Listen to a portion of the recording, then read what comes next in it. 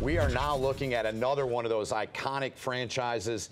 1946, their 75th year anniversary, Spartak. So they are one of the most well-supported brands in Russia, both in hockey and in soccer. They were a Soviet-era sports society for union workers. So they really have a deep root with the people. That's always been the tag of this team.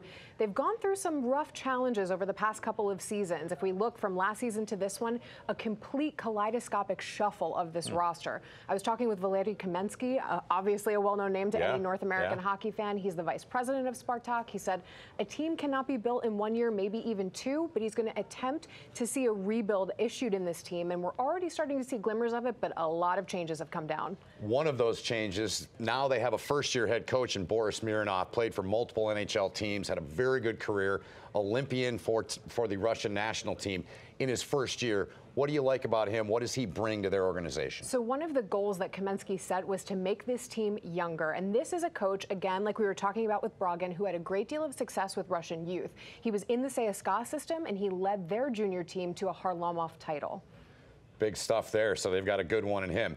In terms of players, their captain, he came stateside in the 2009 season, signed with Vancouver. Then he was in Manitoba, started his career in the American Hockey League. Sergei Shirokov, veteran guy, great leader. What else can you share about him to help further educate our fans about him? Olympic gold, 2 world titles, a Gagarin Cup. He's one of the few returners for this squad, and he actually won the Gagarin Cup in 2017 with another member of this Spartak squad, Alexander Hakhlachev. So that was 2017 at SKA. They went their separate ways. Shirokov went to Avangard and Hakhlachev to Spartak. In 2020, they get traded for one another, and then this season they reunite together, 2 very important seasoned players that we know Mironov is going to be relying upon heavily. And another one of Spartak's key offensive weapons is another guy with Vancouver ties, Jake Virtanen, who had 5 really good years with the Vancouver Canucks. Off-ice situation. Vancouver didn't want him. No other NHL teams wanted him. He's now on Spartak. He's a sniper. A number of teams were looking at him. I was hearing Yaroslavl as well as St. Petersburg. He ultimately winds up with Spartak about a couple of weeks into the season. A few interesting Vancouver connections here.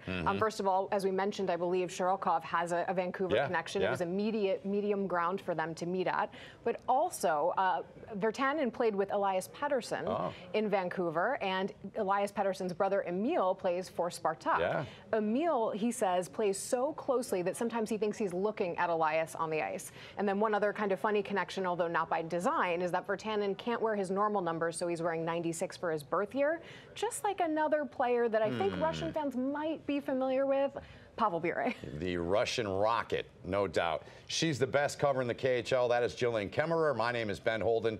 That's a look at Spartak in the KHL.